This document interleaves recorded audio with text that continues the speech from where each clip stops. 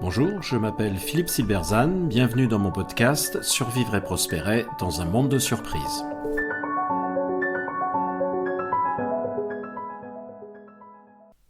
Idéal ou singularité, la leçon de Montaigne pour agir dans un monde incertain. Plus le monde change, plus il est incertain, plus nous devons savoir qui nous sommes pour éviter d'être emportés par la tempête. Mais connaître notre nature profonde fournit bien plus qu'un ancrage.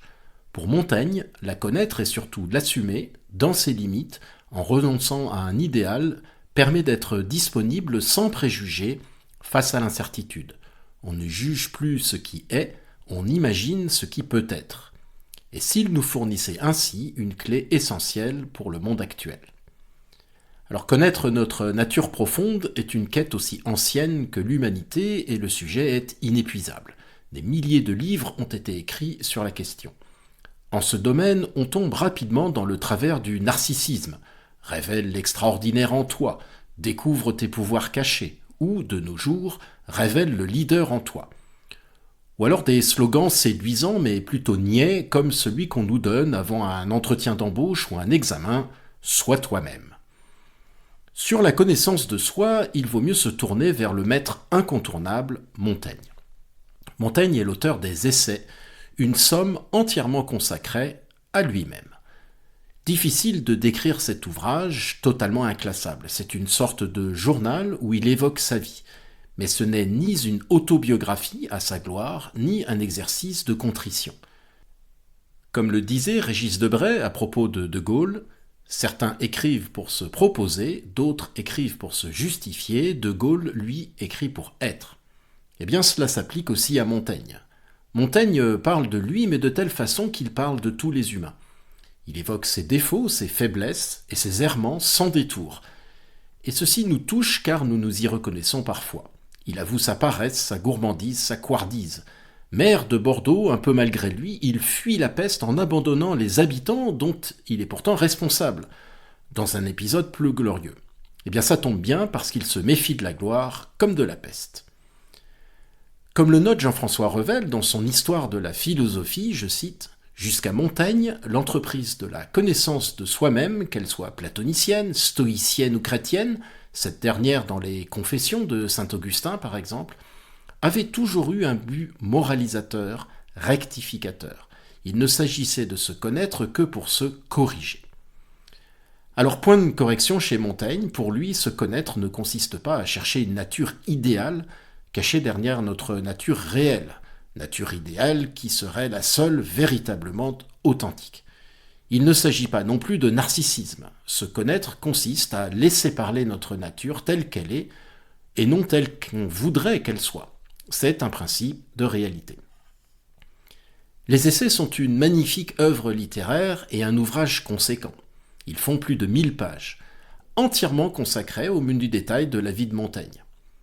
Il va en cela complètement à rebours de son époque. Citons encore Jean-François Revel, là où le XVIIe siècle, qui est par excellence le siècle de la ressemblance, s'efforce toujours de réunir les points communs et d'ignorer les accidents individuels, Montaigne prend plaisir à accumuler ces accidents, à montrer que l'homme n'est qu'une suite de différences et d'exceptions, à invoquer le petit fait qui interdit de conclure. Pour Montaigne, seul compte la singularité, le cas particulier, l'idiotesse des Grecs que célébrera plus tard Clément Rosset. Le cas particulier nous en apprend plus sur nous-mêmes et sur l'humanité que les généralités des classifications mortifères, comme celle du traité des passions de l'âme de Descartes, avec ses 6 passions principales et ses 33 variétés. Point de classification ni de catégorie chez Montaigne, seulement des hommes avec leur infinie complexité et leur singularité. Il part de ce qui est et de ce qui en fait quelque chose d'unique, c'est l'unique, le singulier qui l'intéresse. Ce faisant, Montaigne assume complètement ce qui nous semble être un paradoxe, celui de dépasser l'opposition entre le particulier et le général. Il prévient d'ailleurs le lecteur dès les premières pages des Essais. Il entend dans cet ouvrage se décrire lui-même et décrire, je cite, la forme entière de l'humaine condition. Les deux à la fois. car pour lui, se connaître dans sa réalité, dans sa singularité, sans double, c'est aussi connaître l'humanité. Et Revel ajoute, c'est en ne craignant pas de descendre dans les moindres détails de la connaissance d'une individualité particulière, avec tout ce que ces détails peuvent avoir d'apparemment oiseux et au départ de théoriquement non généralisable, que l'on a des chances d'aboutir à la vraie généralité. En somme, le singulier contribue à l'universel. Cette fusion du particulier et du général, tellement contre-intuitive qu'elle fait encore aujourd'hui l'objet de résistances farouches, eh bien elle sera un fil rouge repris par Spinoza, Voltaire et Adam Smith, entre autres. Mais ce n'est pas tout. Les humanistes comme Montaigne écrivent au moment où l'Europe découvre le vaste monde. Avec les naturalistes de l'époque, il se réjouit ainsi de la profusion, de la complexité et de la diversité du monde qui se découvre à cette époque, notamment par les voyages, c'est l'ère des grandes découvertes, et l'étude de la nature. Ces découvertes bouleversent les croyances de l'époque. C'est une ère d'incertitude dans laquelle des croyances anciennes sont fragilisées, voire volent en éclats. L'unité du monde chrétien éclate en des croyances irréconciliables. Il devient de moins en moins possible, par exemple, de croire que le soleil tourne autour de la Terre. Mais si c'est l'inverse, tout notre univers mental s'effondre. Cette incertitude terrifie, y compris les savants de l'époque, mais pas Montaigne. Il accueille au contraire l'incertitude avec bonheur, avec jouissance, avec la gourmandise d'un enfant qui, s'il ne sait pas où il va, sait pourtant qu'il va bien s'amuser. Avec lui, il ne s'agit plus de viser la certitude, ce n'est ni possible ni souhaitable, mais au contraire d'assumer l'ambiguïté et l'incertitude, la nôtre et celle du monde. Point essentiel, souligne Revel. Il écrit « Encore aujourd'hui, les philosophes, avec leur hantise de ce qui est authentique et de ce qui ne l'est pas dans l'homme, se hâtent d'installer prématurément au cœur de l'être humain cet éternel procès. Mais il n'y a pas dans l'homme les choses importantes et les autres, le secteur noble et le secteur trivial, l'authentique et l'inauthentique. » Les grands auteurs de la métaphysique avaient en effet fait de l'homme un être à part, interlocuteur de Dieu.